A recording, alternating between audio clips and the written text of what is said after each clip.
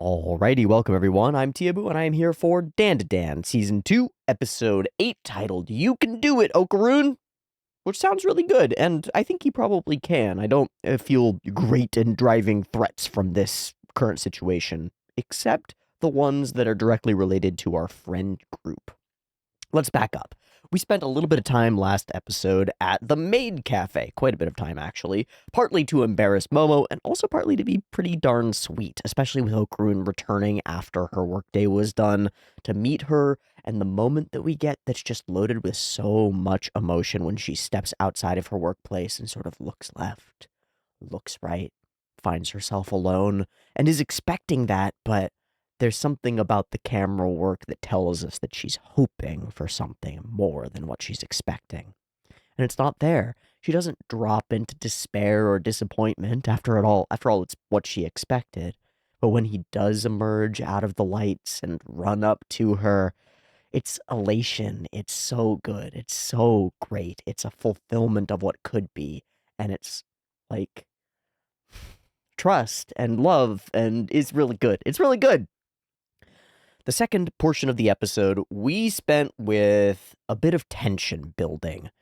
We spent a little bit of time before the Hayashi performance situation trying to make Gigi work as part of the team and make him feel comfortable doing that. And it was working. We had built some connection between him and Okaroon. They were getting along around this. And then it changed. He put he put Momo into such danger, and he almost really truly killed her. I think the situation with the house was really bad, and he and Okaroon kind of haven't made consistent eye contact since then. That's sort of the best way that I can put it. They've been avoiding each other. They've been going their own directions, and we don't have any real insight into where Gigi is going with it, except that he's training. He's training with Granny. He's trying to get control over this thing, but it isn't always working. I do think he's going to get there, but in the interim, Okaroon thinks that he needs to step up, and he sees his lack of strength as the problem that needs to be solved, and he goes about trying to solve it by learning skills, by learning specifically the skill of how to punch, believing, hoping that gaining that ability to fight a little bit better will make him able to be strong in the way that he needs to in order to withstand Gigi, or Evil Eye. But Turbo Granny says no, that's not how you do it. That's not what strength is. You've got a misunderstanding of the whole situation. And she starts to introduce this idea of timing or beats, which I think is really cool, and I'm excited to see it evolve a little bit more. In that context, she brought Okaroon over to the school's music room. Ira followed uninvited because she's Ira, and that's what she does. And honestly, I'm glad that she's here. I think we're going to need her. And then a bunch of chibi dead white musicians float up out of nowhere and attack. I think they're going to attack us. I think that they're going to start blasting music notes at us out of their horns and shit and try to hurt us. And with that many musicians, many of whom are known for fairly fast-paced stuff, I feel like we're going to have to speed up a little bit for Okaroon at the very least. Even Ira is faster already, capable of doing those things. So she's going to be capable in this moment as soon as we ramp the speed up, but Okaroon isn't, and he's going to have to play catch up. So I'm excited to see how this goes. This will be our second big sort of music-centric episode. We had the Hayashi episode, which I would consider very music-centric, and this time it's like a battle against the music world itself, and that seems really fun. There's like a lot of weird powers that you can do with sound and music and stuff like that, whether that's hypnotizing people and making them literally dance to your tune, or blasting sound waves at them and shooting them through building walls and stuff. I don't know what to expect from these musicians or what will appease them, harm them, remove them. Do we have to beat them at a music game of our own? Are we going to be playing super speed DDR? Like, hitting buttons at light speed in order to out guitar hero your opponent? Do we have to play through the fire and the flames on a giant piano that's like all the steps are big steps that you have to jump on, and Okaroon has to jump on in between them? You can see my DM mind is like churning on this and is like, oh, ooh, a puzzle, ooh, a fun thing. But it is. It's a fun puzzle. It's a fun, interesting situation. It's really weird. It's really silly. It's so very Dandadan. It's so very Dandadan, and yet not something that I would have ever come up with for Dandadan in a million years. It's just creative and interesting and cool, and I'm intrigued to see how it folds into Okarun. That's our focus for the episode. You can do it, Okarun. Okarun's here. He's not strong enough, and he knows it. That's his internalized belief, and it seems to be true. Gigi is stronger than he is, right? He's a genius. He's got the physical prowess to back it up. He's got the fighting talent and ability. He's got it all. So what are you going to do, Okarun? How do you rise to this occasion? And can you? I think he can. I think he absolutely can. I wonder if there's an internal mental block that's keeping him oriented in the wrong direction, and if that's what we will unseat in this episode. I don't know if that makes sense, but I don't think Okarun just achieving more power and speed is really going to solve his internal world properly. I think the, like, I'm not good enough to do the thing, so I won't, is more like it. Is more like it. It's like there's something close to that there that I haven't quite identified, but it's Okarun hamstringing himself. And if we can get over that, I don't think there's anything that can stop him. Okay, I think with that said, I'm going to move on to pulling the camera down and doing a really stupid drawing. I've done a lot of really stupid drawings really recently. I recognize this fact. This one's going to be really dumb.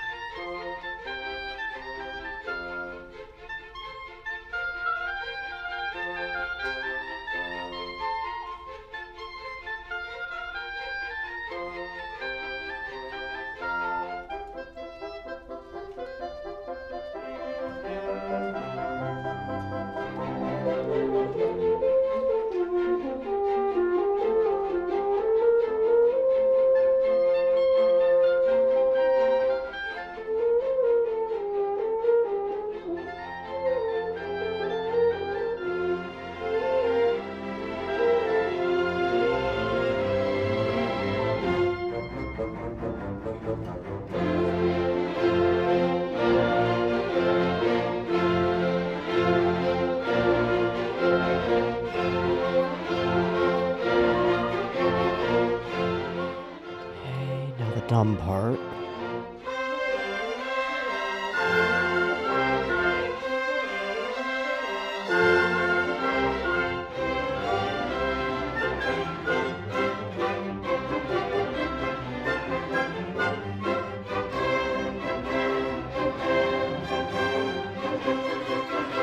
Okay, that's pretty maximally stupid, and I'm pretty happy with it. This is Beet Oven.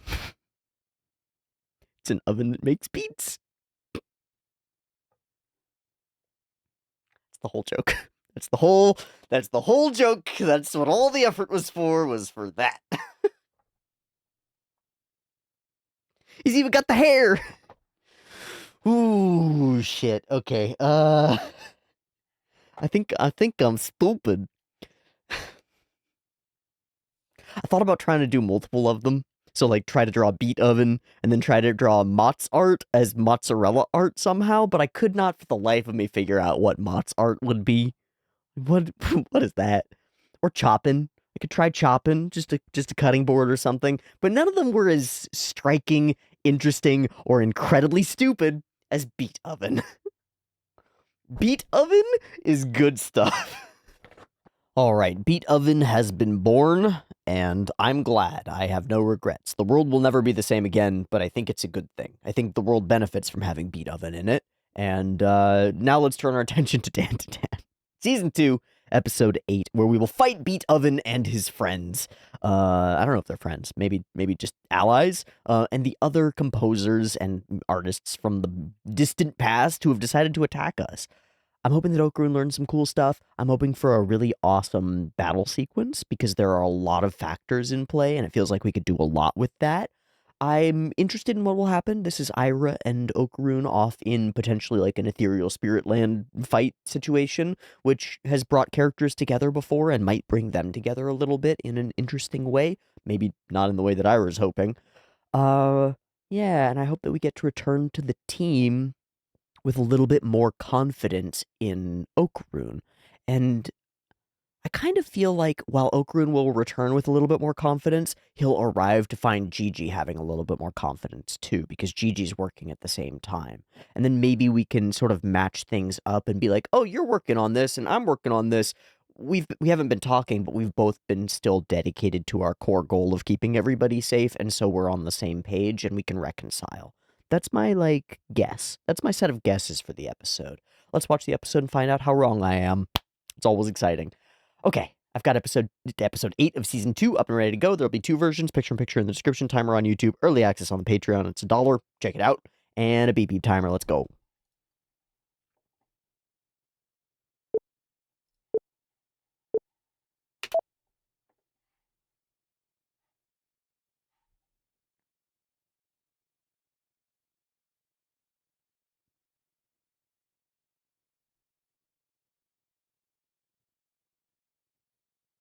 Oops.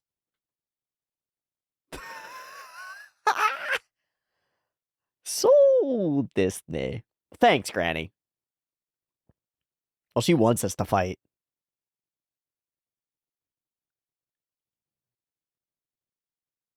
Transform. All right, we're all black and white except for the spot coloring. This is interesting. There are blasty music waves.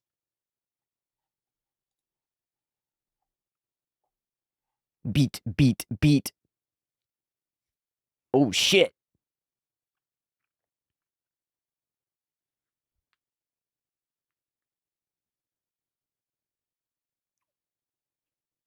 Oh, shit. You touch one of them and they're all connected and they explode? There's this wah in the background that's like amazing.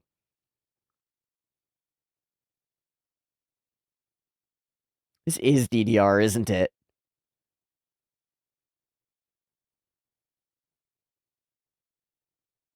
That's a lot of them, though. That's pretty correct. Beet Oven is throwing music notes at us. That's exactly what I thought. Okay, so he's gonna have to move fast enough to dodge them all in order to make it to where he's going, right?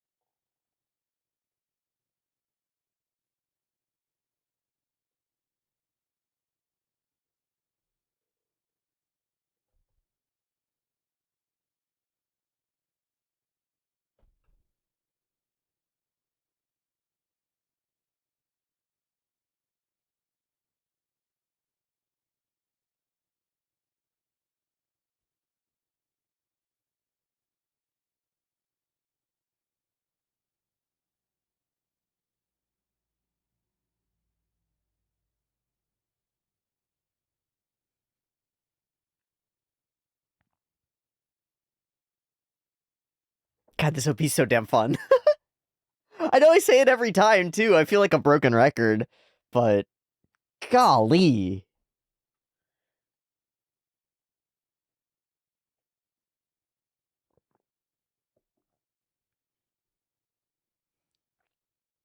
Oh, we're there.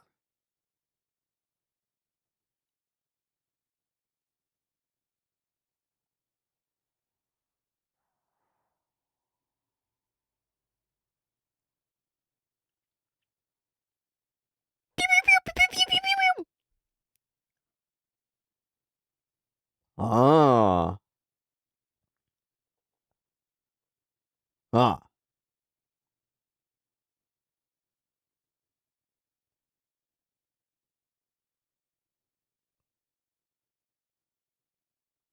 Wait, that was Mozart.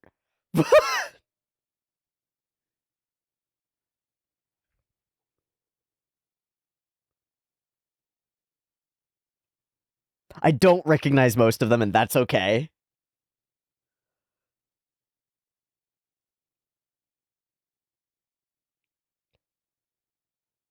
She's a dancer.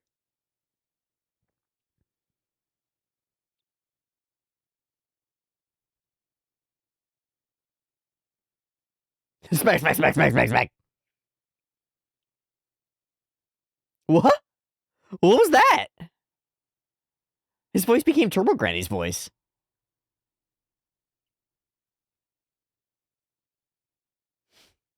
They're just chilling doing music. Oh my god. There's been so much incredible running. Oh, he got rested, didn't he? Oh no. Explosions incoming. uh, uh.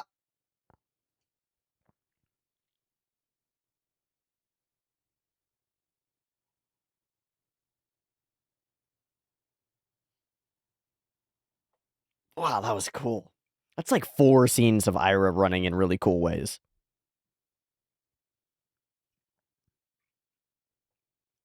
Yeah, she is. There he goes again.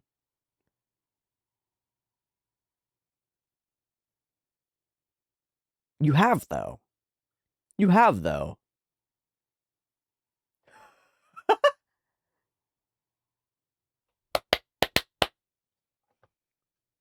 They're so dorky.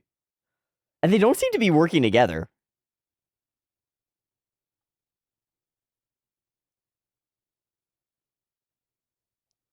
Oh. Oh. What does Okarun lock into? It's going to be some reference to something. Or like an advertisement or an anime song or something like that. Oh! It could be, yeah! Move to Howling Soul! Hunting Soul. Yeah! And you move to it. Yeah! Let the music flow through you, bro! Unce, unce, unce. Let's go. That's really cool.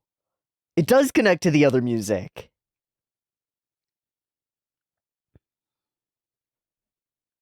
You need Okarun, man.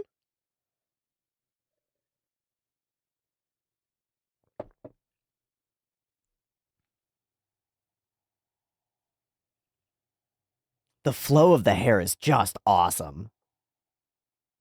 Ah, shit. Ah, shit. Okarun!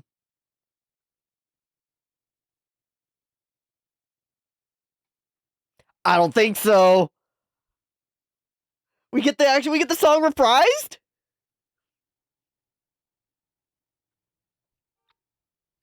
We'll show you what real music is. Let's go.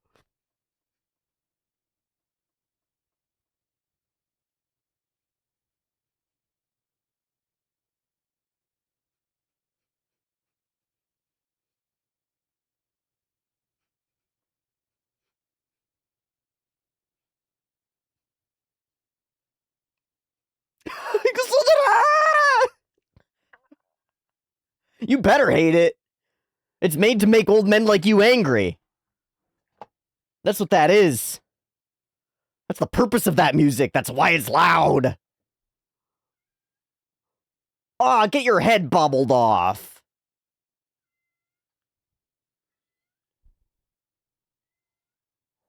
That's badass.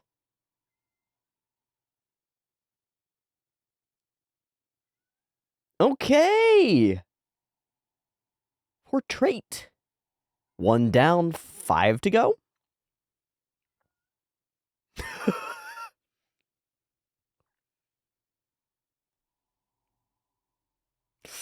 Time for our next song. Uh-oh. We're blue this time. Or are they all gonna be different? They're all different. Uh-oh. Multiple rhythms.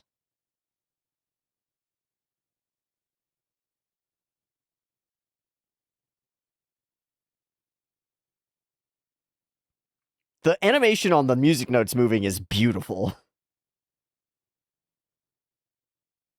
Okay, now they're all just CG blocks. Oh my god. They're all different places.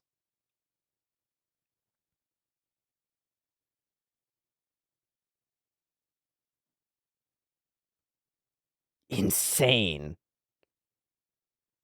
Otto. The big boy. He's taken over the performance, I think. Bum bum bum. Bum.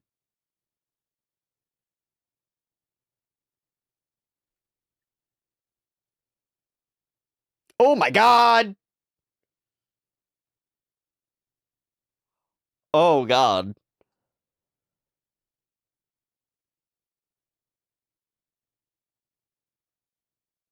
I wonder where they got this recording. You feel me?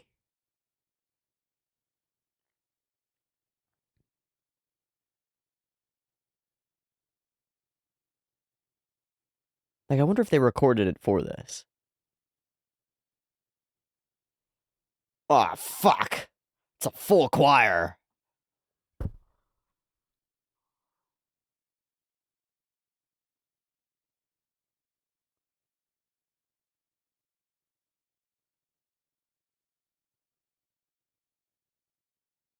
Oh, man. What?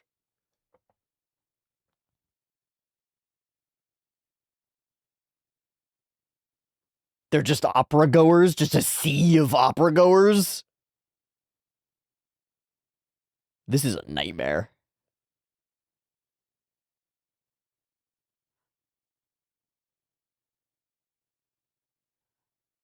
Da, da, da, da, da, da, da, da, da, da, da, da, da.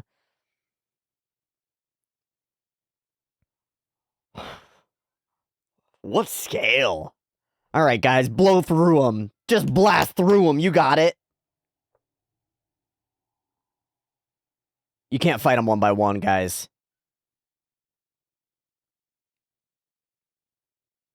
Gotta blast through. Let's go.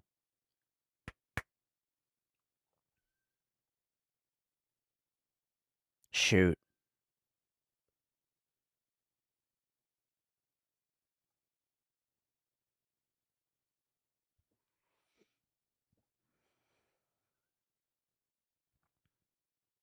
Uh-oh. Uh-oh, getting swarmed.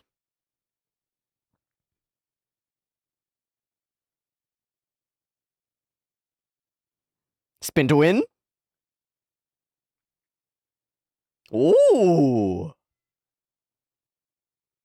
Yeah. Yeah, let's go.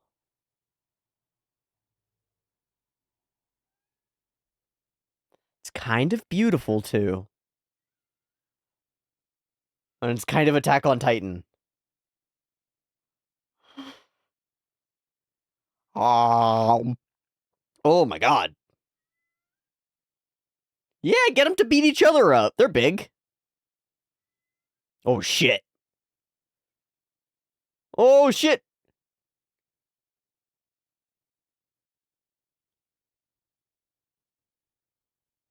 Ira-chan!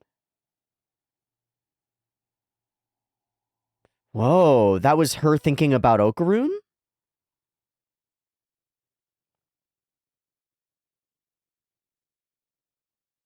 Alright, he's through. He's through. Let's go, Okarun. What are you gonna do?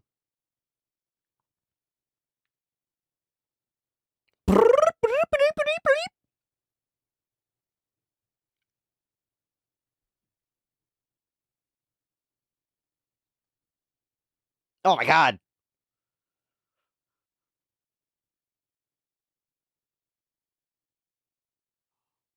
We're really holding this. I wonder if the dude who worked on... Oh, whoa. Osama ranking with the big fight. I wonder if that dude is working on this cut or this sequence.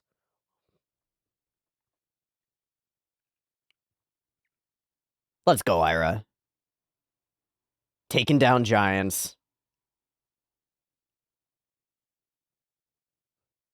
Otto! That's got to be a manga panel. It's awesome.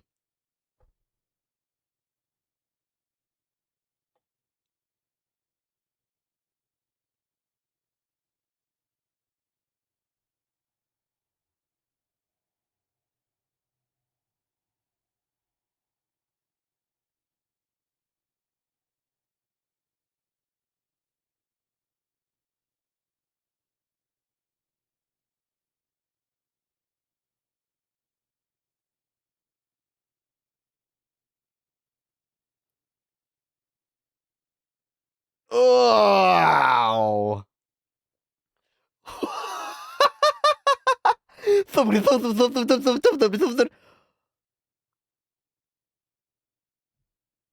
I'm guessing that's Abe. I have no idea. Oh, not God. Ignore me. Ignore me. Ignore me. Ignore me.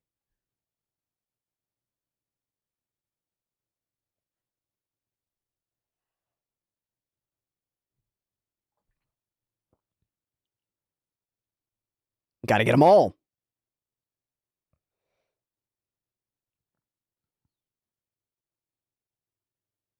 Can you do it, Okaroon?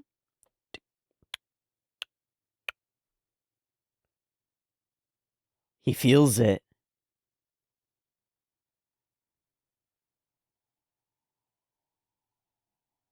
Super speed.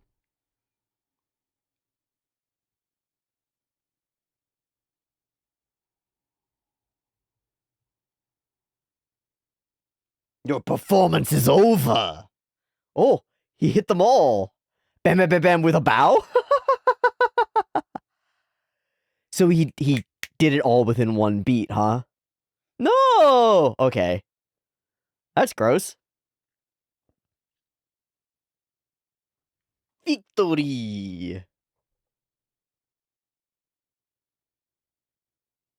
Oh, and the curtain closes. That was an insane sequence. The whole thing. How long was that? How much episode was that? Most of it. Three quarters of the episode. That was insane. I don't even know how to talk about how insane that was.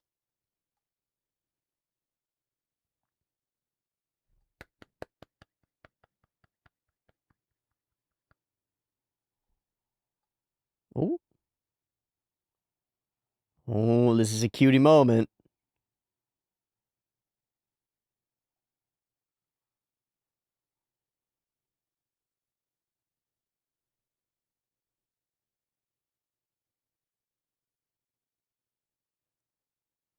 Oh, Ira just got Tokidoki or Kokoro womped. That's a complication.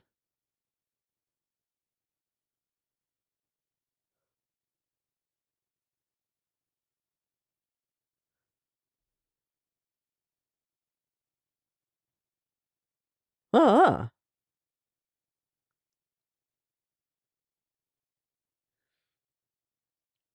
yeah, I think it's worth something.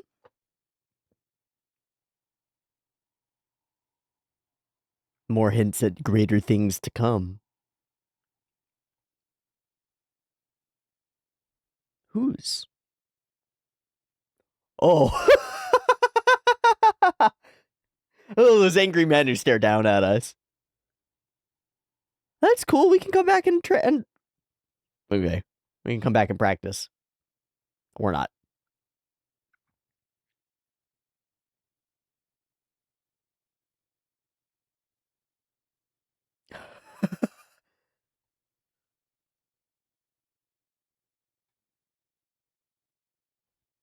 Let's gotta do it all again. And cut away, and we've done it all again.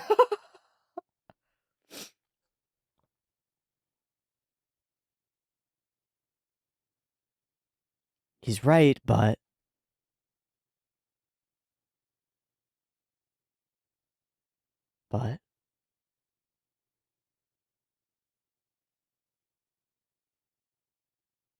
yeah, of course.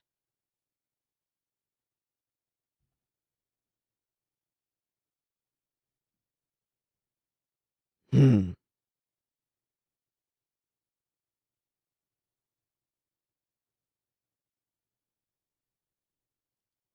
Yeah. So that Seiko isn't. Our only opportunity is if Okarun comes back and changes things. Momo's really fighting for him, too. But he's gonna give in to it.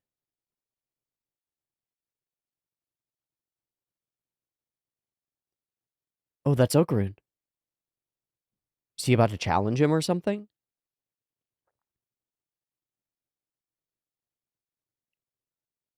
What's up?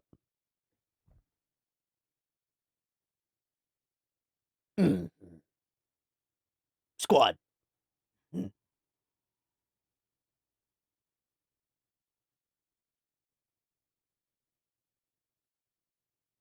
Banging.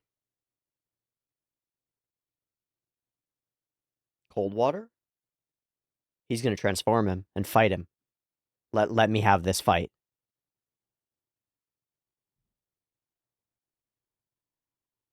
It's not a game. Yeah. He's saying it out loud. Let's go.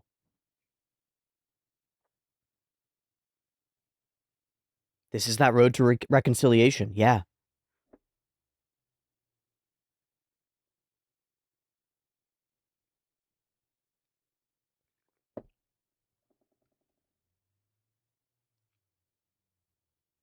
But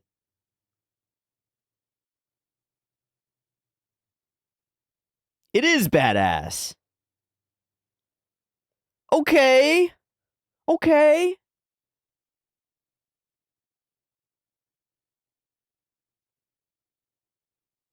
I'll protect your will to protect.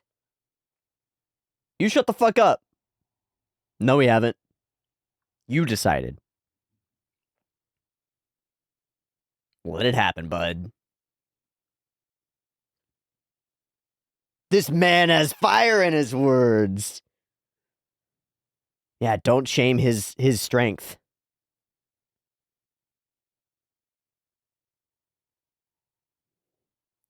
Okay, who's this new Okarun? Let's go.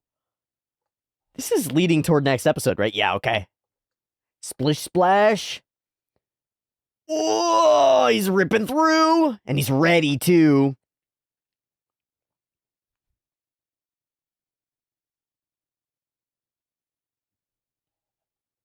Mega sick nasty.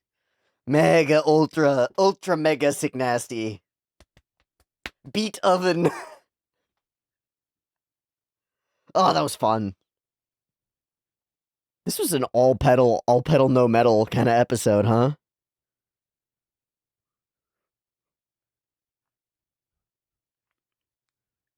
All pedal, no metal. Actually, there was some metal.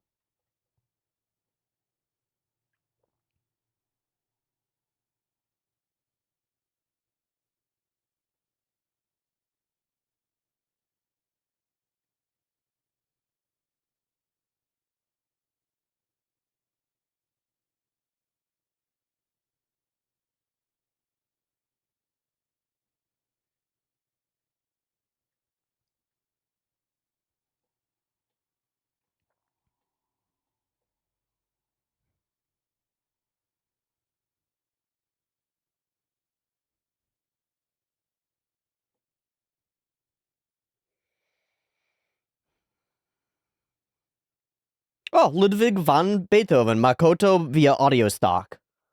So they went and grabbed them via an audio stock location. That's what I would have expected, but like, it's hard. I don't know.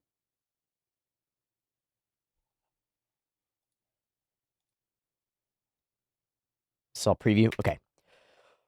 Wonderful. And an extravaganza of stuff happening. That was really action oriented as an episode, and very much, I said, all pedal, no metal. It's pedal to the metal all the way through. Just a little bit to kick us into gear, and we're already in the midst of the battle, so we can just launch right into it. And then it's all about kind of figuring it out, but that's mostly not happening in a conscious layer, in like a stated layer where we're figuring it out with them. And there's a line that I really appreciate that I think is helpful for an audience member placing what I should be trying to accomplish in the episode, which is when Granny says, you don't need to understand the performance, you just need to like act in accordance with it. And that strangely gave me, as an audience member just watching, permission to sort of like not think too much about the fight, which I think is important because I have a tendency to think too much about things sometimes. And I think if I had been trying throughout the fight to dig into it and get meat out of it, I would have found that there's very little like actual meat. It's the fulfillment of the meat, right? Like the meat is just the lines at the end and the lines at the beginning when we realize, and the little bit where he realizes that beats equal moving fast. It's not that spectacular or crazy, really, but it that doesn't matter. We can put that all to the side and focus on the performance, the experience of the whole thing. And so I really enjoyed doing that and just focusing on experiencing the whole thing. Because there was a lot there that was too big in scale and too much going on all at once to try to like consciously think through. But our unconscious mind is capable of taking those in and forming like broad feelings and impressions about them, and that's the experience of just experiencing a thing without trying to like think about it too much. So I think that allayed my tendency to overthink things and let me just flow with the sort of flow and pace and beat and tone of the episode itself and all the action sequences going by, and I think that really improved and increased my enjoyment of the thing. It's cool. I think it's really cool. Some standout moments for me. All of the standout moments in this episode for me, most of them are action-oriented animation stuff, which I think means that we should probably turn our attention to Sakagaburu first, in part because there's a name that I got wrong, and what the fuck, man? I'm actually blanking on one of the core names of one of the core animators who's been doing a huge amount of work on this show. For I'll point at it. The scenes in the snake town in the village where Momo is like running downstairs and sort of like is scrambly and stuff. Those are all done by one particular person, and I can't remember his fucking name. My brain pulled Abe, but that's wrong. I think that's wrong. So I really need to go and check who that is, because there's like this sequence that I think is my favorite in the episode. This here, when Okarun is just like the most scrambly, and my immediate thought is like, oh, Ikarashi could draw stuff like this, but it's not Ikarashi, it's the other guy who does things that are kind of like this, and you get the warped perspective and all the warping on his bodily features and stuff as he's slamming through, and then we turn this cut to being behind him, yeah, and we get this incredible scramble that's very similar to some that we've seen before, but it goes on a lot longer and there's a lot more complication to it. It's as though it's like Okarun's limbs are almost a starburst emanating from the center of the frame, and they always extend out past the sides of the frame, which gives us this crazy warped perspective and this chaotic feeling of the frame itself, where like if you erased the features that are human and just drew over Okarun with like white, right, on black, all of the frames in this whole sequence would look like explosion impact frames. Does that make sense? Like Okarun's in the center of things, and he's a continuously going explosion that's like lightning and explosions and impact frames and like effects animation, but instead of being effects, lightning and color and stuff, it's his actual limbs. And so he's this like catapulting explosion thing that's continuing to move forward while dancing to the beat, is the vibe that I get from this whole sequence. Like, right? He's these all these contorted shapes, and they flow into one another, but they're all bombastic and spiky and contorted, and he's warping into them and warping and warping and warping and warping, and it creates an insane sense of flow, but also like impact, like it's like the most stuff moving that I can imagine moving, you know, because when you put a lot of stuff moving, but it's all coherent and linked in with CG, like one of those big running down a street or a city street or a big things situations, everything's moving, but it's all moving at once. And so you can lock in with it. And it's like, this is one coherent motion.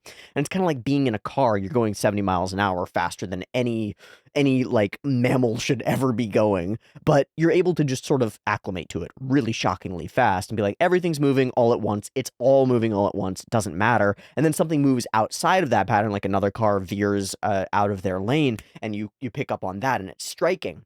This is all veering all the time. All the cars on the road are exploding and like flying and doing crazy shit. And your own car is like warping and twisting and looks like a goddamn like a visualizer for an EDM track.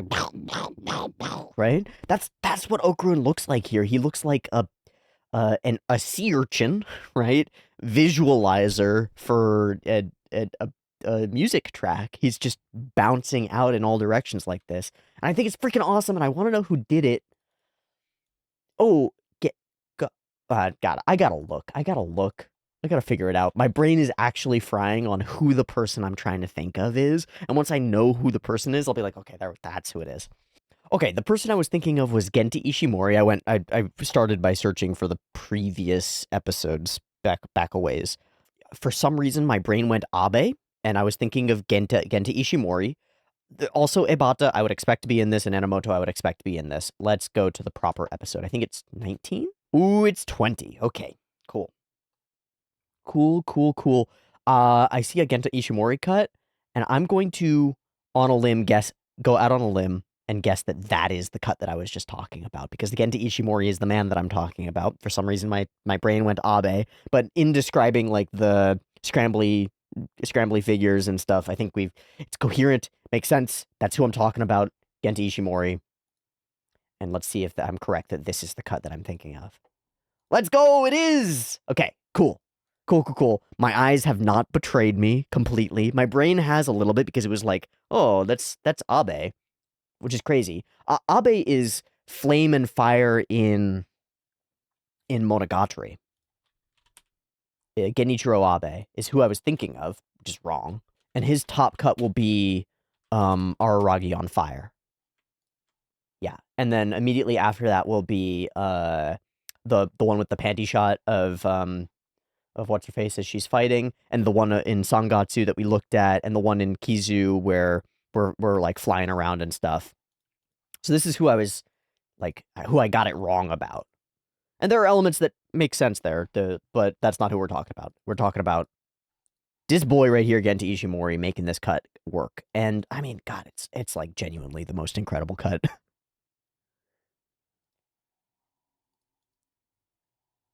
I love this scramble forward. I've never seen anything quite like it.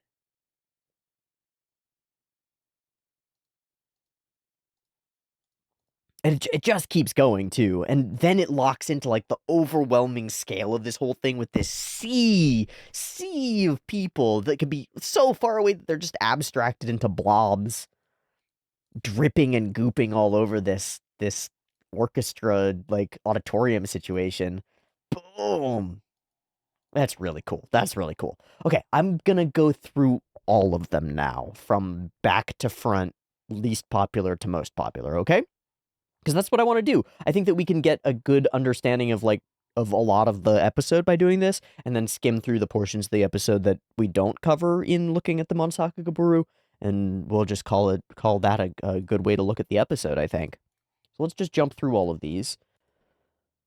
Okay, so this is Granny pulling herself out, and Okarun's facial expressions, and she never gives him time to start feeling sorry about himself. It's a cool dynamic that they have. It's a little silly because, she's just like angry. Grr, get going, do it. You got it. But it is what he needs in a couple of those moments when he starts to really doubt himself, and she just pushes him to move. You don't have time to feel sorry about yourself. You got to go. It's cool. Yeah. Oh, and the way that she's like, rah, rah, rah, rah. And I think Granny's like trying to fight her. I'll fight you. That's cute. Bink. Oops. We have to do the whole fight again. Oh, man.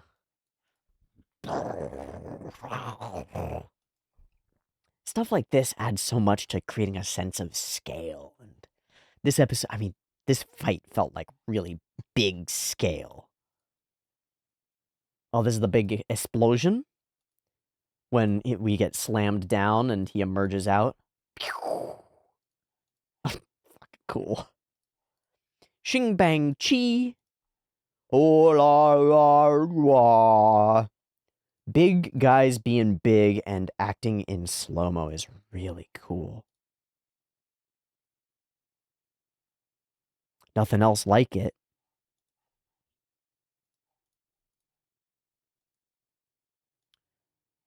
This is the first moment where we get the music and he across the piano, and we're rushing through.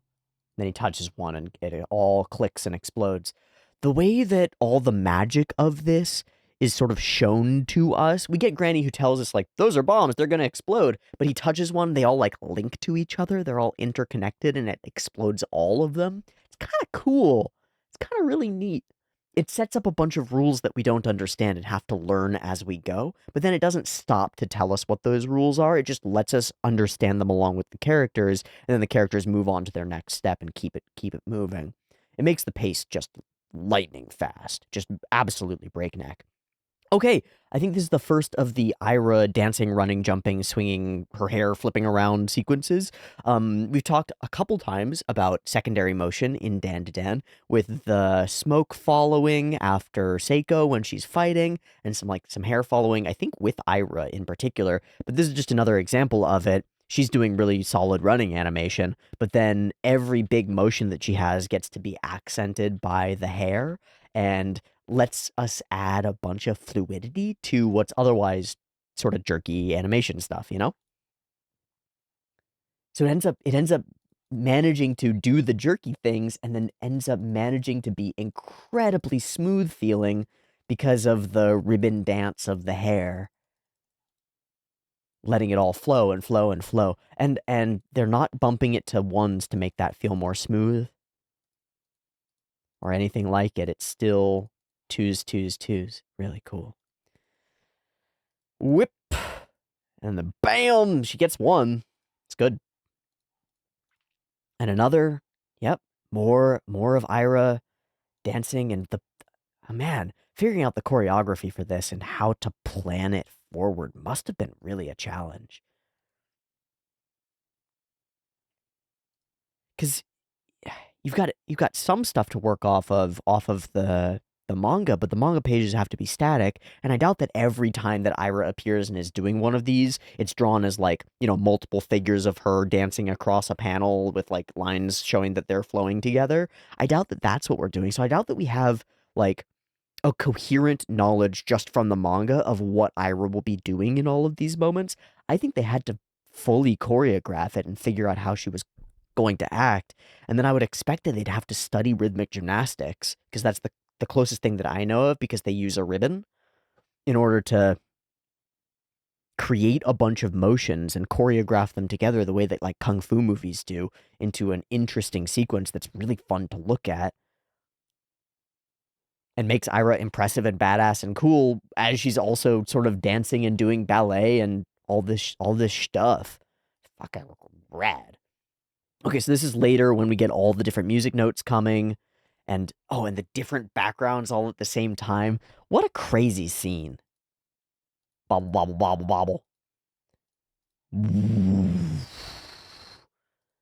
Just the ability to whip the camera around a big CG space and change the feel of the episode completely. It's really cool. The sound design on this moment helps a lot, so if we get the chance, I'd like to go and look at it and see what changed. That's cool. Okay, we've got a couple of Ebata cuts coming up. Oh, it's all the people leaping forth and spilling down. That's not what I would have expected. Because, like, I think I would have expected Ibata to do hand-to-hand combat, right? But instead, it's all these figures and the big pull out from the massive figure back behind and all the falling and running and the big fall. And then eventually the splats. Okay, those are in a different cut. Whoa. okay, this is what I would have expected to be Kohei Ibata, is these two squaring off and leading into that big initial punch right here. Like, this frame is what I think that's Kohei Ibata, not a bajillion figures spilling out the mouth of a giant choir person. Ah. So she gets womp smacked. She's like, "You got it, go do it." And then we don't have the cuts in where we see what she sees in her mind before she starts to like regrow and solidify. Hmm. But she goes for it. Yeah. Oh, the scale, man, the scale. The size of everything. Okay, this is our first blasting back. There are those flares. This guy says these look like Momofuji flares from episode 2, which is fair. Momofuji doing a bunch of those running sequences, right? And also the transformations and stuff. They could be. I have no idea, though. Would not be surprised. That's an odd name to see. Chavdar Yordanov. I have never run across this animator before. He sounds Slavic. I don't want to get it wrong, but somewhere up in the northern European cold lands. This is an incredible sequence. I remember thinking that this one was really cool, especially as we pull across them and all the way through, and then all the way across. It's really neat. And the little smears on these guys, making them really land. Shoom, shoom, boom, boom, and he jumps through a big explosion of smoke. This is really, really neat. And we whip across, and Granny's very expressive when we do. Rah, rah, rah, rah. Go, you got it.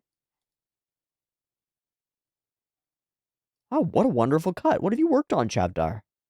Call to Action, Dandadan, and Dreamland. Oh, JJK Season 3? Dreamland? Savage Road to Dark. Carol and Tuesday. Whoa. That was a long time ago. And a Chainsaw Man cut. I remember fucked up shit here, yeah. Oh, this is with the drinks and stuff. TNK corrected it, but Chavdar Yordanov drew it. Oh, and this is where he's yelling and then yeah. I remember this scene. Okay, interesting. Okay, we'll move on from Chavdar. That was very cool. Momofuji and Shingbang. So this is the cut, I think, where I asked, is this the same person who worked on Osama ranking? And I don't know if it is. I don't know if Momofuji did work on Osama ranking. I just checked Shingbang Chi, and he did not, as far as I can tell. Looks like a no from Momofuji as well. So just a separate situation that happens to feel a little bit similar. Cool. Cool. I think it's really impressive. These big slow-mo, while you've got extreme rapidity going in the characters, I wonder if that's part of the intent of the scene. You've got these giant creatures that kind of move very slowly. They're kind of moving at halftime, and then we've got our fast characters moving really fast and stuff and beating them. Maybe that's part of the point. I don't really know. But man, they managed to still move quickly enough to be scary, but then they are slow and enormous in the scale at which they move, and I'm going to smash. I like it. It's cool. And then Ira full Shadow of the Colossusing all up on them. It's really fucking neat. Dragging them around. Whoa. I've said a few times that the capacity that Dandadan has to expand its scale to great heights, very literally in this case, has been one of the most impressive things about it.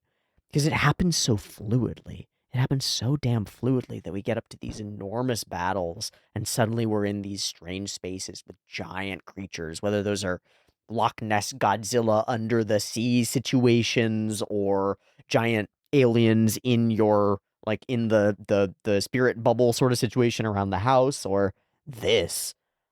We end up fighting against these much larger than life foes and taking them down. I think it's kind of inherently cool. It's like instantly neat. And then there's the cut that I've been talking about a bunch, which is beyond me. Beyond me. I mean, like what we're not running. I think this is a striking thing about this cut. We're not running fluid backgrounds. A lot of the time you get animated animation and then the background is fluidly on ones behind it, right? And that seems like it's a good idea because the camera moves consistently according to the background, but it doesn't move consistently regarding the background and the character. The character moves, the background moves. The character moves, the background moves, and the background moves twice, and then the character moves once, and the background moves twice, and the character moves once. It's like off. We only move the background when he moves.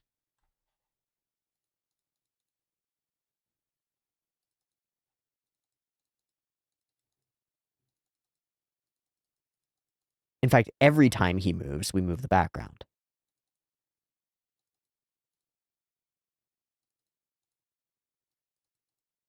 Sometimes we're on threes here. That's crazy. We launched it almost slow-mo here because of the threes. Now we're back to twos. No, we're still holding some of these shots for longer. Give us more time with it. And then we're scrambling and scrambling. But that idea that the background only moves when Okarun does, it's what creates the like tut tut tut tut tut tut like stutter slideshow effect of this first portion. Ba ba ba ba ba ba ba ba ba ba ba ba ba. And it all moves along with him. That's really cool. And then we change that when he leaps through and he's running the other way because the background is moving fluidly now. Well, it's sort of like warping behind the thing a little bit, but it's not linked frame to the way that he is. Genta Ishimori is really fucking good at this. I know that's not a surprise, but it's still allowed to rock me. Genta Ishimori is a really good animator. Okay. So, I think that covers most of the animation stuff. I think there are some like facial expressions, sound design moments, and some character interaction things that I want to talk about. Overall, I think this episode mostly followed the course that I kind of expected it to and sort of laid out at the beginning. We fight these things, we gain some internal power. There isn't so much that internal, like, wall for Okarun. I guess there is, kind of, because we have to overcome that with Granny in order to understand the beats and things, but mostly it happens subconsciously, at least for us in the audience, yeah? Um, and then we return that to a reconciliation in the form of a fight with Gigi, where Okarun gets up, and like the crucial part of that to me is that he starts by expressing his anger that he's been withholding. He's been holding on to that. It's been there and it's been informing his actions and is pulling away from Gigi, but he hasn't had the wherewithal to like say it out loud and give his own emotions space and words so that they can exist out there. And he finally does that at the end, and that brings us into the conflict. It's like, I'm angry about this. We need to solve it. I love that. I love that a lot.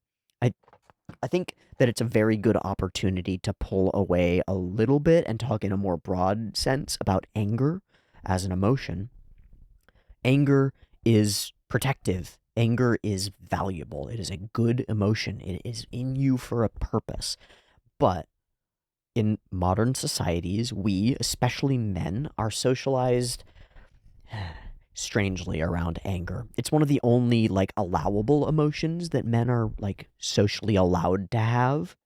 Not really allowed to be sad, but you are allowed to be angry.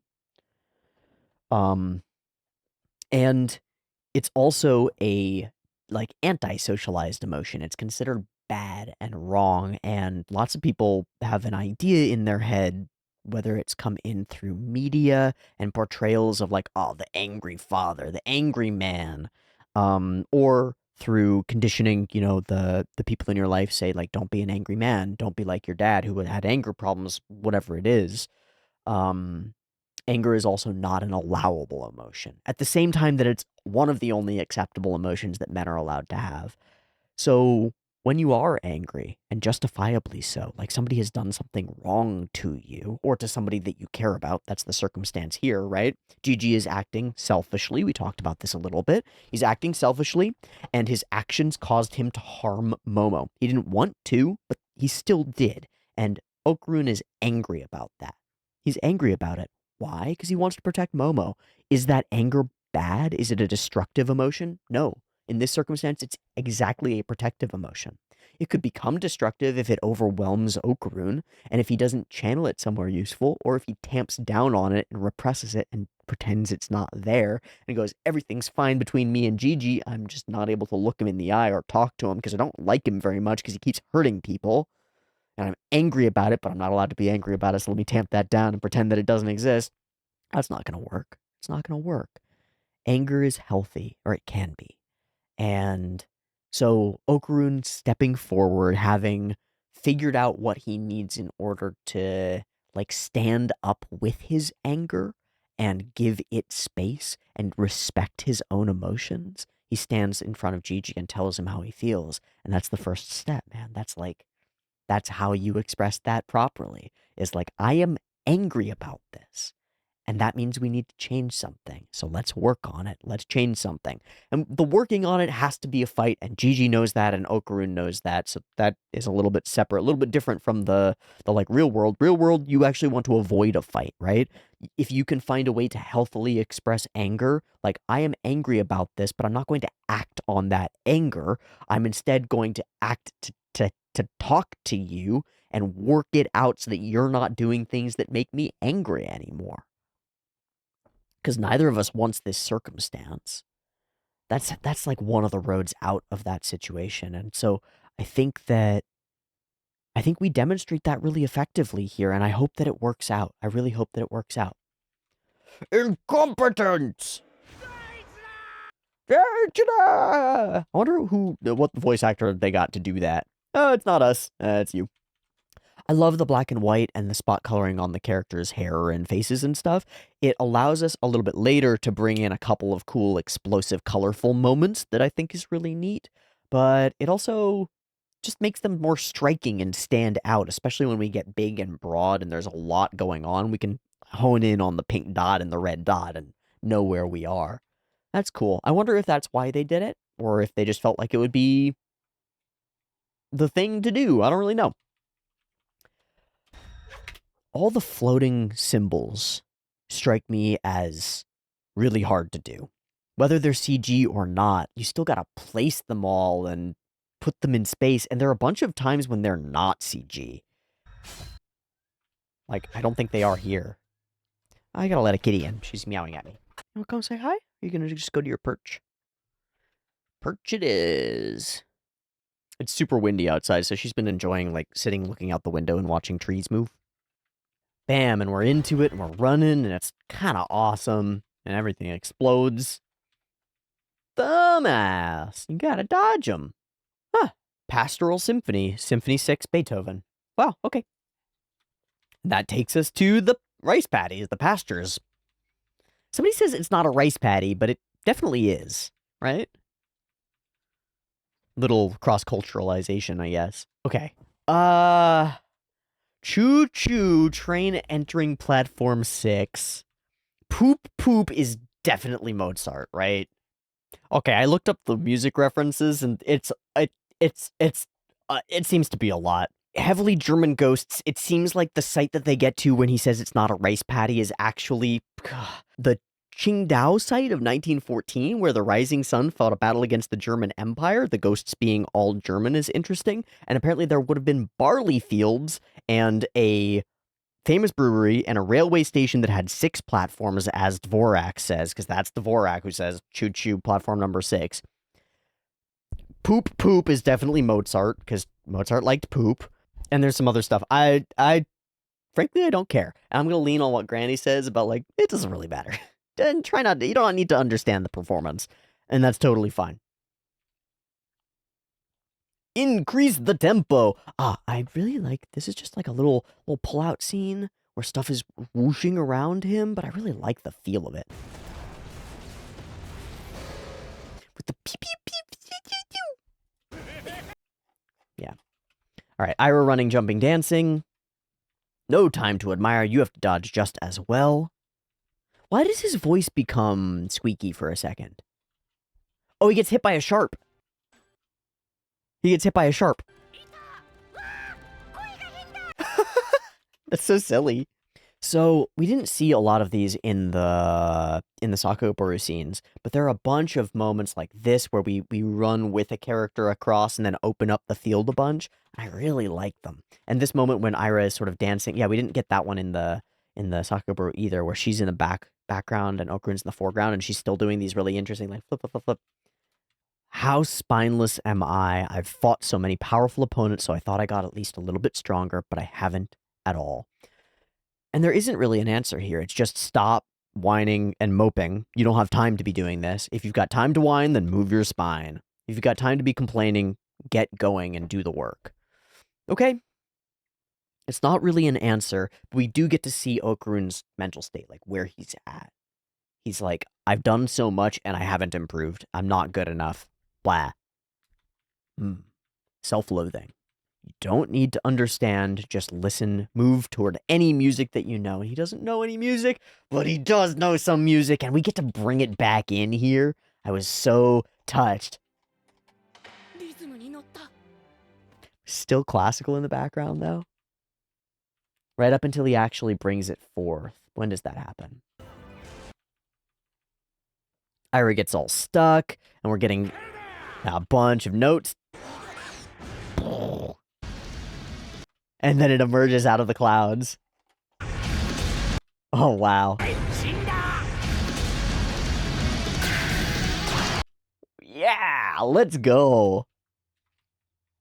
Put some fucking spirit into it. And he kicks into gear. I love this sequence where he's going as fast as he can, and we're jumping to the concert scenes, which were already chaotic and all over the place and jumping around a bunch to create all that energy. It's badass. It's badass. Then they all do their thing, bring us somewhere else, and then whoosh. Boom. They break down and all do their own music until he brings them all together. And I wanted to hear this, like, this audio transition. And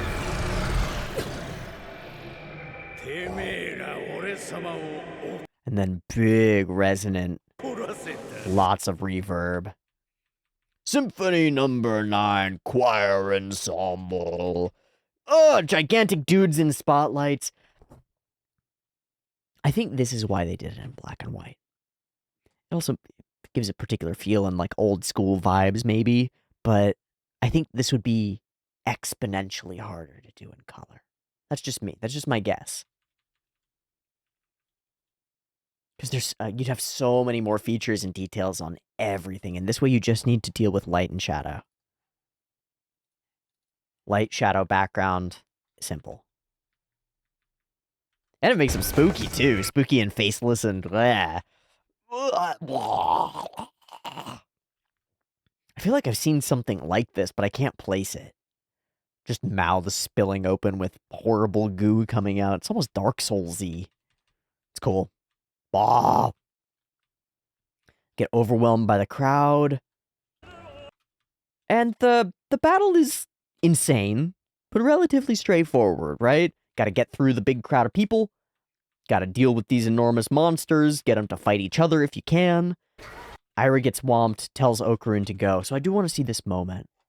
Ira gets hit in the face, battered down, and she flashes through to... It's not just Okarun, which is kind of what I thought it would be. It's Okarun being Okaruni, everybody all together, the whole team, the family, Momo even, Chiquitita, interesting, Seiko, Gigi, the two of them together, and then really focused in on Okarun. And she sort of like cringes and squeezes it back on. Says, Okarun, you got it. I'll take care of these guys. Go after the musicians. Awesome. And he sure as fuck does. Ira gets to have her time to shine. Okarun gets his insane sequence. And then moves into a greater full throttle, 5 switches per beat. We connect all the dots inside the back of his mind so we can feel that he's really feeling it. And I get it, I get it. And now his color really emerges through. He brings it forward. Boom. Fucking gorgeous. These accelerations, from the very start, they're one of the things that sold me on the show. And they continue to be really amazing. Like, all this effects stuff scattering around it, and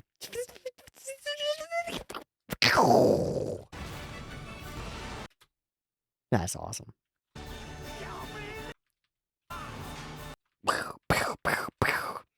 He did one headbutt to each one of them. Oh, it's a spin, a spin, a spin, a spin. And he ends bowing. How cool. Just in time, because Ira was in a bad way. She feels very different about him after this, which complicates things. She already had those feelings toward him, but now they feel solidified. They don't feel as childish or as silly as Ira's feelings did before, because they felt a little silly. They're like, we're the destined couple. I'm the magical girl, and you're the demon, and we are destined to be together. This feels like human. This feels like she actually had this experience next to Okarun, with Okarun, and like, oh shit, things are different now. I can't see him the same way. There are a couple of moments where they're, like, pretty close in the combat. Like, when he's carrying her head is, like, sort of nestled into him. There are a couple of romantic moments there. And then when they do come back, Momo's like, where were you two guys out this late at night? Y'all doing something I should know about? Like, what's going on here? And no, but yes, because we've had this thematic idea that these romps in the spirit world are kind of relational. They're kind of sexual even. If we want to frame them that way, then having a romp with Ira in the spirit world is not having said romp with Momo, and that's a bit of a trade-off. But I don't know. I don't think it'll dramatically change the state of affairs for Ira. She was already interested in Okarun that way. What it does change is how Okarun feels about himself. He thinks he's got it now. He believes in himself. He believes he can really do it. So we return to a situation where everybody else has kind of given up the ghost, and Gigi is... He's never given a choice to speak, or a chance to speak here.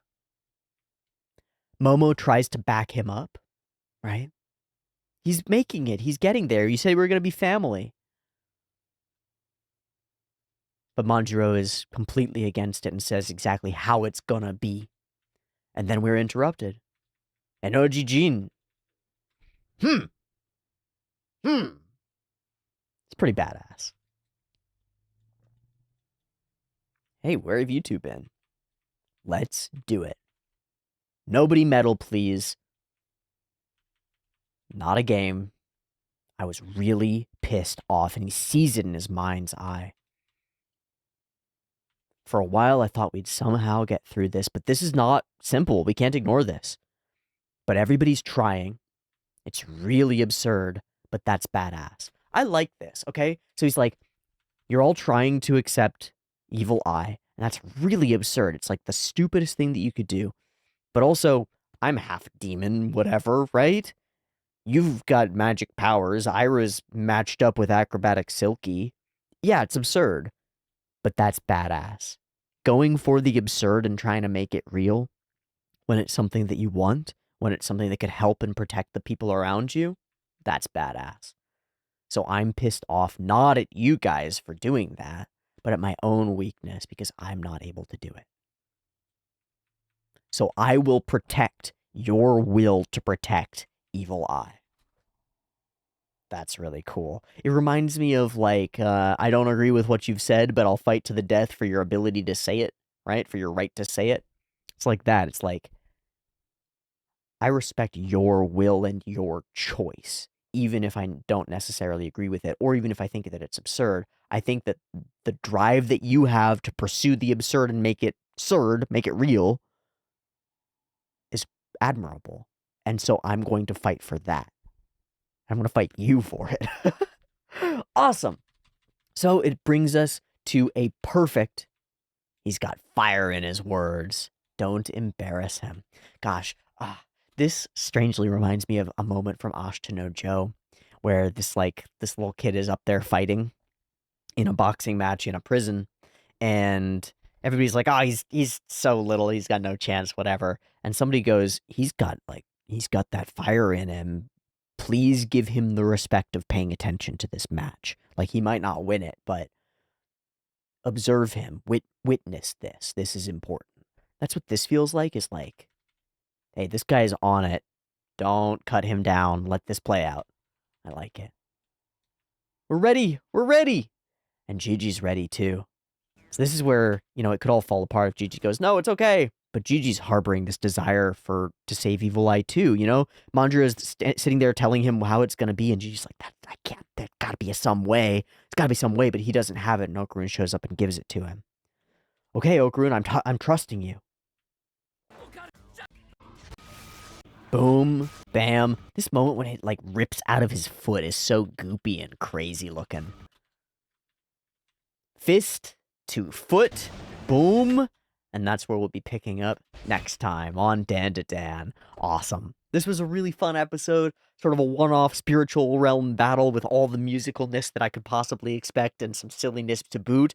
And all of it just serves to level Okarun up really effectively.